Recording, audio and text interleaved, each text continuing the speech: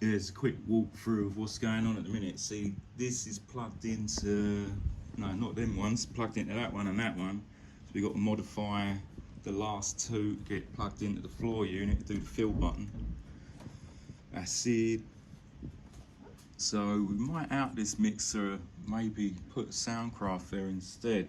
But the Yamaha's not too bad actually, but this Mackie over here, it's their sub-mixer for some of the acid boxes there. So basically we mix them down into two and then basically go into the recorder box down there. There's a couple of gates, we've got a quad gate there. See, here's one of the little Soundcraft mixers I'm talking about. So I've already installed one there, and definitely, because we used to have basically two of these, but I was finding it a little bit temperamental with some of the pots there. So we've replaced that with a Soundcraft. We've got another Soundcraft coming identical to that one to replace that one, and I do believe we'll have a little bit cleaner sound and a lower noise floor with the this, what do we call it, acid bus. Let's call it the acid bus. This one does the bass drum and the hi-hats. We've got an EQ here for the drums. That's after EQ. We've also got a like a TS-808. That's like a what they call it, tuba screamer as well, so we can dial in some distortion there. That is actually on the send for this one, so we're using the left hand channel for the bass drum and the right hand channel for like call it the third output. So we've got the stereo pair plus 1 and 2 for Octatrack number 1 at least. The others are using stereo. A couple of them are basically mixed down on the other mixer on the other side. So what we got here then, so we got a couple of DL4s. This one's obviously doing acid box, another acid box, and also there's got another DL4 down here doing the 303, so that's a discrete one there for the 303. We've got a couple of boxes down there for the 303. These are actually surprisingly good. And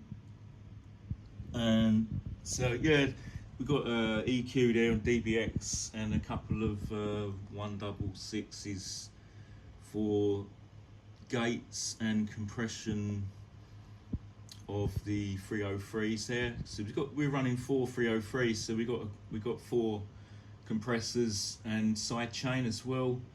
We've got dot effects there, that's the send for up there. So yeah, this one might change, but we've also changed a couple of things with the timing clocks. So we've got to lock this in because we've had some, what I would say, I don't know how to explain it, but there's been a few problems with a couple of the clones with MIDI sync, DIN sync.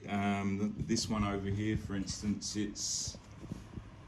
there's a problem where it's just not following MIDI clock. So I've swapped those over, and that one's now running MIDI note in. So MIDI note in from sequence from Octatrack, and this one's running the MIDI clock now.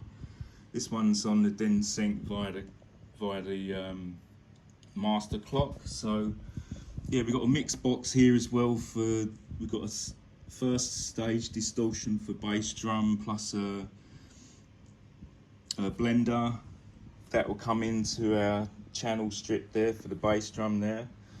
So we've got right crank it there, plus we've got an additional gate enhancer, some compression there. Yeah, we've got another channel strip there for the 303 as well, so we've given that everything it needs, because I think we've got the 303 double gated because it does tend to make a bit of a noise, and it can be a bit buzzy and hummy, and the analog nature of it, there's quite a lot of hiss. So basically we just gate that off, and that's gated off before it hits the DL4, and then that goes back to the other mixers. I think that's got its discrete inputs on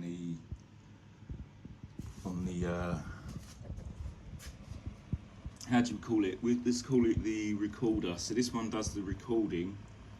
It's basically a multi-track recorder, and that's just SD card, so you don't have to worry about the computer or nothing. So I can do a jam and not have to worry that the computer's going to crash. We've got some computers here and that, but we'll use them for when we're editing. Yeah, so that's basically the update on how this is plugged in now. We've got an Axe Effects up here as well, but I've not actually used that yet. It's actually just plugged in on the send over here.